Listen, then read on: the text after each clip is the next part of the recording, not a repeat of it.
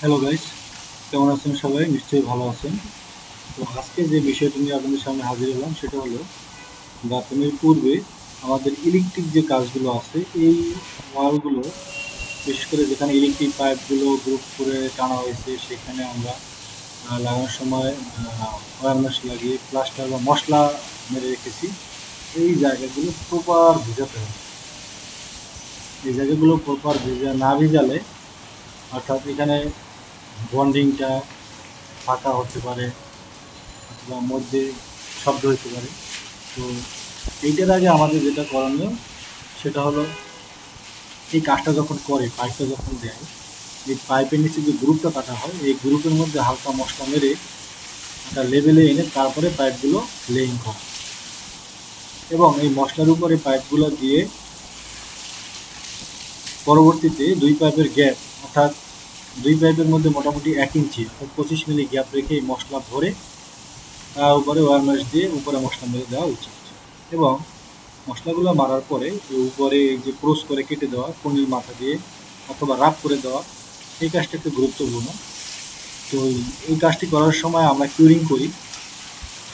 আমরা এই গ্রুপ কাটার পরে এই কিউরিংয়ে খুবই গুরুত্বপূর্ণ, এবং পরবর্তীতে প্লাস্টারের আগে আবার এইগুলো ভালো করে ভিজাতে হবে। এগুলো প্রপার না ভেজালে এই সকল জায়গায় প্লাস্টারগুলো ফেটে যেতে পারে, বা এখানে মশলার যে থিকনেস এটা কম হতে পারে। এইটা পাইপ দেওয়ার সময় এই মশলাটা ভিতরে ডাবিয়ে রাখতে হবে, এবং পরবর্তীতে আমরা যখন প্লাস্টার করব এটা চৌকাঠ লেভেলে এই প্লাস্টারটা মিলে যাবে।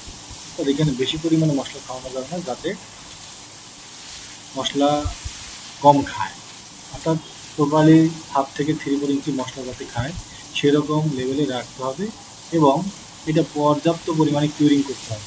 দেখেন এই যে জায়গাগুলো, এই জায়গাতে প্রচুর পরিমাণে কিউরিং করতে হবে, কেননা এই জায়গাগুলো অনেক রিস্কি হয়ে যায়। কেননা এখানে যদি মশলা প্রপারলি না দেওয়া থাকে বা কিউরিংটা না হয়, তাহলে ভিতরে যদি মশলাগুলো ফেটে যায়, তাহলে পরবর্তীতে দরজার পাল্লা লাগানো হয়, বাড়ি খেলেই এই জায়গাগুলো ফেটে যায়।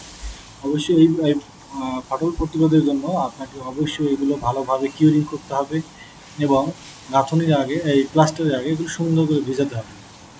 এই দুইটা কাজ করলে আমার মনে হয় ভালো একটা রেজাল্ট পাওয়া যাবে।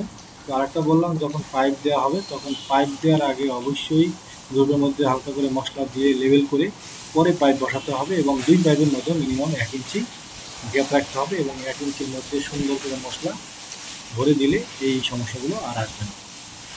তো বন্ধুরা, এই জিনিসগুলো খেয়াল রেখে কাজ করলে হয়তো বা আপনারা ভালো সুফল পাবেন। ধন্যবাদ সবাইকে আমার সাথে থাকার